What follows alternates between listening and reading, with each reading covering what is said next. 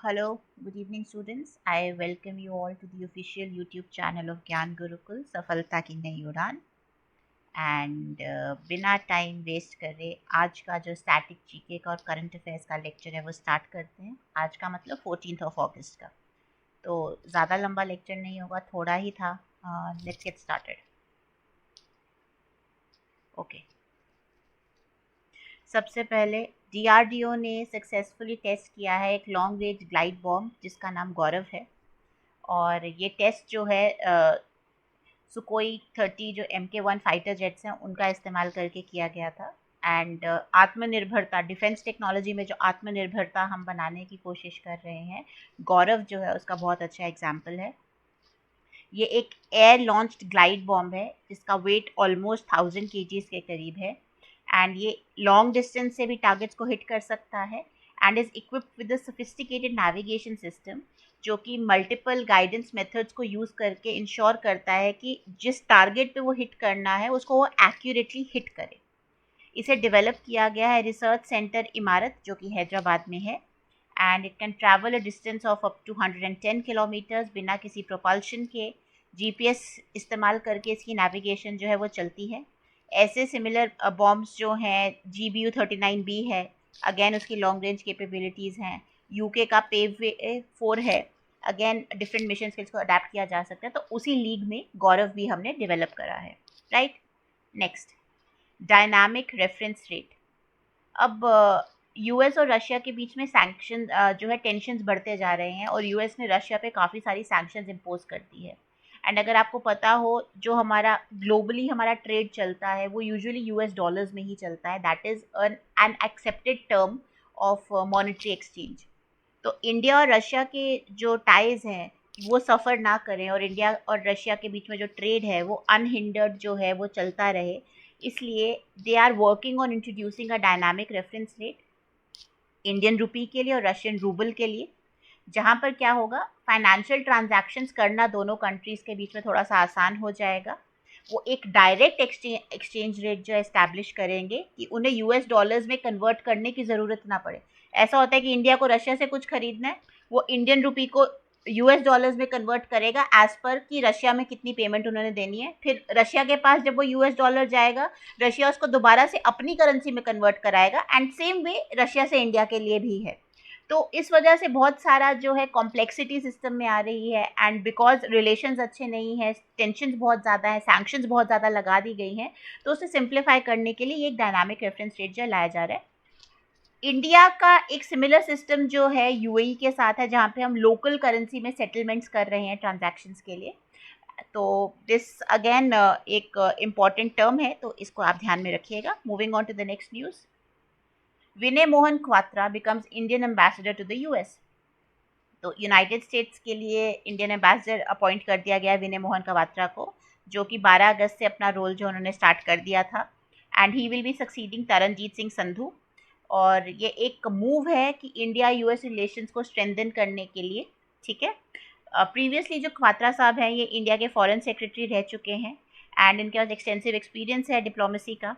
And minister of commerce भी रह चुके हैं at the Indian embassy in Washington DC, जहाँ पे उनके काफ़ी सारे डिप्लोमेटिक कनेक्शंस भी बने हैं, right. So that is about Vinay Mohan Kwatra. Next, Alberta advantage immigration program. तो basically Alberta is a province in Canada. तो वहाँ पर इमिग्रेट करने के लिए, स्किल्ड लेबर के लिए जो इमिग्रेट करने के लिए परमानेंट रेजिडेंसी के लिए ये प्रोग्राम है। एंड वहाँ पर जो लेबर शॉर्टेजेस हो रही हैं और जो बिज़नेस ग्रोथ के लिए उनको लेबर की, स्किल्ड लेबर की ज़रूरत है, तो उसके लिए ये प्रोग्राम लॉन्च किया गया है। तो अल्बर्टा प्रोविंशियल गवर्नमेंट और कैनेडियन फेडरल गवर्नमेंट, जो सेंट्रल गवर्नमेंट है और जो प्रोविंस की जो गवर्नमेंट है, अगर आपको पता हो कनाडा का सिस्टम थोड़ा सा अलग है, प्रोविंशियल और सेंट्रल गवर्नमेंट वहाँ पे चलते हैं, फेडरल सिस्टम है वहाँ पे। It is a purely federal, it is not quasi federal like the Indian constitution, right. जहाँ पे यूनिटरी और फेडरल दोनों के फीचर्स हमें देखने को मिले, यहाँ पर purely federal form of government चलता है। तो परमानेंट रेजिडेंसी एप्लीकेशन जो है, इमिग्रेशन, रिफ्यूजीज और सिटीजनशिप कनाडा जो है वो इनको जो है डिसाइड करता है किसको देनी है किसको नहीं। और जो सक्सेसफुल नॉमिनीज होंगे वो अपनी इमीडिएट फैमिली मेम्बर्स के साथ परमानेंट रेजिडेंसी के लिए अप्लाई कर सकते हैं।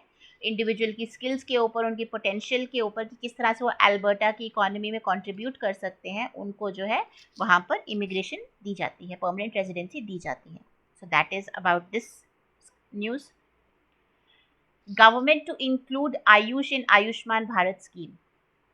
तो आयुष अगर आपको पता हो, हमारे जो ट्रेडिशनल मेडिसिन सिस्टम्स हैं, आयुर्वेदा, यूनानी, सिद्धा, होम्योपैथी, नेचुरोपैथी, उसको इंक्लूड किया जा रहा है आयुष्मान भारत स्कीम में, जहाँ पर पैकेज डिज़ाइन और प्राइसिंग की बात की जा रही है. आयुष हॉस्पिटल्स को ऑनबोर्ड लाने की बात की जा रही है. अरे यार, हमेशा, हाँ, स्टैंडर्ड ट्रीटमेंट गाइडलाइन सेटअप करने की बात की जा रही है. ट्रीटमेंट आउटकम्स क्या होने चाहिए उसको डिफाइन करने की बात की जा रही है कि क्लियर एक्सपेक्टेशंस आप सेट कर दो, और फाइनेंशियल इम्प्लीकेशंस की बात की जा रही है. तो अगर आपको प्रधानमंत्री जन आरोग्य योजना या आयुष्मान भारत स्कीम के बारे में पता हो, तो हेल्थ इंश्योरेंस प्रोवाइड करती है 5 लाख पर family per year, and more than 55 crore people को टारगेट किया है, including the bottom 40% of the population. तो सेकेंडरी और टर्शरी केयर हॉस्पिटलाइजेशंस को कवर करने की ये बात करती है, और प्राइमरी जो है वो आपका जन आरोग्य जो आपकी स्कीम है उससे कवर होती है, जहाँ पे जन आरोग्य मंदिर और आपकी जो जेनरिक मेडिसिन हैं वो बहुत कम कॉस्ट पे जो दी जाती हैं उसमें कवर होती है. Right. Bengaluru researchers discover 3 new edible bug species. तो अशोका ट्रस्ट के जो हैं कुछ रिसर्चर्स हैं, एंटेमोलॉजिस्ट हैं, जिन्होंने 3 edible bug species north east India से जो हैं डिस्कवर करी हैं. एंड इम्पॉर्टेंस क्या है, ट्रेडिशनल नॉलेज जो है एडिबल इंसेक्ट्स के लिए, स्पेशली इन अ वर्ल्ड जहाँ पे मैल न्यूट्रिशन और आपका फूड सिक्योरिटी और फूड शॉर्टेजेस को लेकर इतना सारा जो है बातें हो रही हैं, तो वहाँ पे it becomes very much important. इस रिसर्च में इन्होंने 500 से ज़्यादा एडिबल इंसेक्ट्स की स्पीशीज़ को कैटलॉग करा है, उनकी कल्चरल और न्यूट्रिशनल सिग्निफिकेंस को हाईलाइट करते हुए, और उसमें से 3 ऐसी स्पीशीज़ हैं जो पहले कभी डिस्कवर नहीं हुई थी, जो एडिबल हैं, तो उन्होंने इसको भी डॉक्यूमेंट करा है. That is all about this news. NIMSME Hyderabad awarded 3-स्टार उत्कृष्ट रेटिंग बाय CBC. NIMSME जो है हैदराबाद की, उसे उत्कृष्ट 3-स्टार एक्रेडिशन मिली है कैपेसिटी बिल्डिंग कमीशन से for excellence in the MSME sector, MSME को प्रमोट और डेवलप करने के लिए. एंड बेसिकली NIMSME की जो प्रोसीजर्स हैं और जो मेथडोलॉजीज़ हैं उसकी असेसमेंट करने के बाद जो है ये मिली है.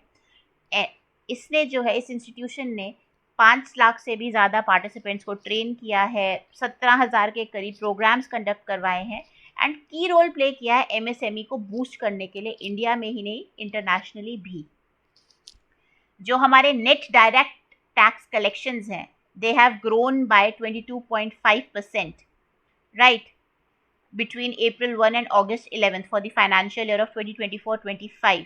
तो आपको पता होगा इंडिया का जो टैक्सेशन सिस्टम है वो 2 तरह का है, एक डायरेक्ट टैक्सेस रहते हैं, एक इनडायरेक्ट टैक्सेस रहते हैं. डायरेक्ट टैक्सेस में आपका इनकम टैक्स, कॉर्पोरेशन टैक्स, ये सब आता है, जबकि इनडायरेक्ट टैक्सेस में आपका ये वैट, सेल्स टैक्स, ऑक्ट्रॉय, ये सब आता था, which has all been subsumed in your GST, right. GST is an indirect tax. तो this is all about this news की टैक्स में ग्रोथ रेट देखने को मिली है. एंड टारगेट क्या है गवर्नमेंट का कि भाई 38.4 ट्रिलियन जो हम इकट्ठा करें, जिसमें से अभी तक इन्होंने 6.93 ट्रिलियन इकट्ठा करा है. NHA and MUHS sign MOU to boost digital health education. तो एक डिजिटल हेल्थ एजुकेशन को प्रमोट करने के लिए, उसे आगे लेकर जाने के लिए एक मेमोरेंडम ऑफ अंडरस्टैंडिंग साइन किया गया है, so that digital health education को मेडिकल करिकुलम्स में इंक्लूड किया जा सके, starting with the digital health foundation course. तो जो हेल्थ केयर प्रोफेशनल्स हैं उनकी स्किल्स को इन्हांस करने की बात की गई है, और किस तरह से आयुष्मान मिशन में ये हेल्थ केयर प्रोफेशनल्स जो डिजिटल मेथड्स को यूज़ करके कंट्रीब्यूट कर सकते हैं उसकी बात की गई है. तो फ्यूचर में किस तरह से कोर्सेज डेवलप की जानी चाहिए डिजिटल हेल्थ एजुकेशन के लिए, उसकी सारी की बात की गई है, right. Okay, next news. MOU signed between Ministry of Micro, Small and Medium Enterprises and SBA Government of USA.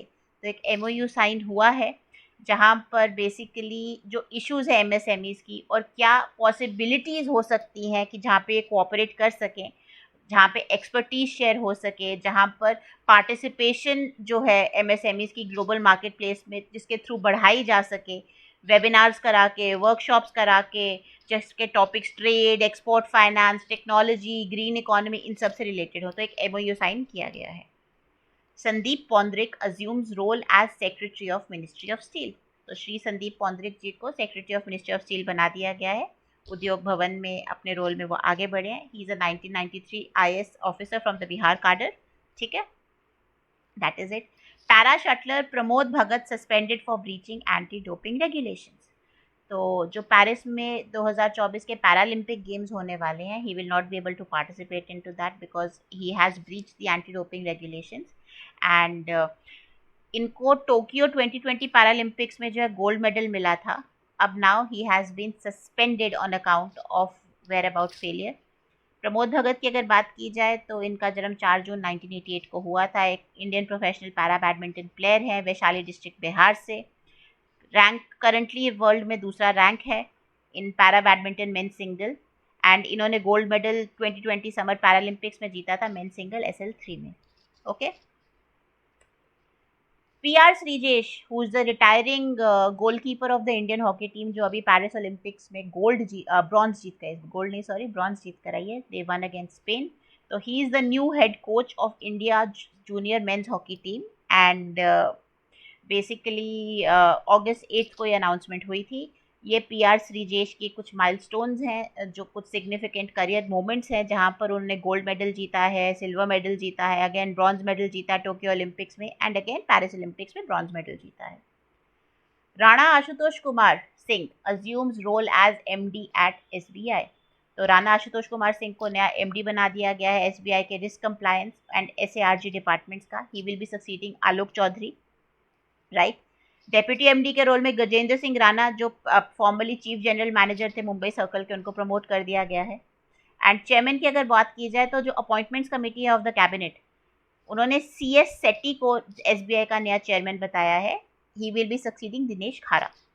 So this is all about this news. इतनी इंपॉर्टेंट नहीं है, बैंकिंग वाले थोड़ा सा इस पर ध्यान दें, राइट। भेल win 1600 megawatts thermal power project from Damodar valley corporation. तो जो सरकार की जो भेल है, भारत हैवी इलेक्ट्रिकल्स लिमिटेड, उनको जो है एक सिग्निफिकेंट कॉन्ट्रैक्ट जो है दिया गया है दामोदर वैली कॉर्पोरेशन के द्वारा, सो दैट वो 1600 मेगावाट्स का एक थर्मल पावर प्लांट बना सकें। कहाँ पर? कोडरमा में। कोडरमा कहाँ है? झारखंड में एक डिस्ट्रिक्ट है। And Koderma super critical thermal power project जो है, it will be implemented on engineering, procurement and construction. ये एक पब्लिक प्राइवेट पार्टनरशिप का मॉडल है, उस बेसिस पर जो है इसको बनाया जाएगा कोडरमा डिस्ट्रिक्ट में। इसकी कैपेसिटी 2 इंटू 1800, 2 यूनिट्स लगेंगे 800 मेगावाट के। एंड अवार्ड किस बेसिस पे किया गया? एक कंपेटिटिव बिडिंग हुई इंटरनेशनली, वहाँ पे भेल ने जो है जीता था, उनसे जो ये आपका टेंडर जीता है।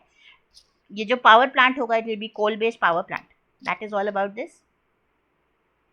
China test largest cargo drone as low altitude economy expands. तो चाइना का जो लार्जेस्ट अनमैन्ड कार्गो एयरक्राफ्ट है, जो कि सिचुआन टेंगडेन साइटेक इनोवेशन को ने बनाया है, वो अपनी मेडन फ्लाइट पे उड़ा था संडे को। एंड ये ट्विन इंजन ड्रोन है, 2 मेट्रिक टन तक पेलोड कैरी कर सकता है, 20 मिनट तक उड़ा साउथ वेस्टर्न सिचुआन प्रोविंस में। विंग स्पैन इतना है, इतना लंबा है। इट इज़ लार्जली देन किसीना 172, जो आज की डेट में एक बहुत पॉपुलर अनमैन्ड कार्गो एयरक्राफ्ट है। ठीक है।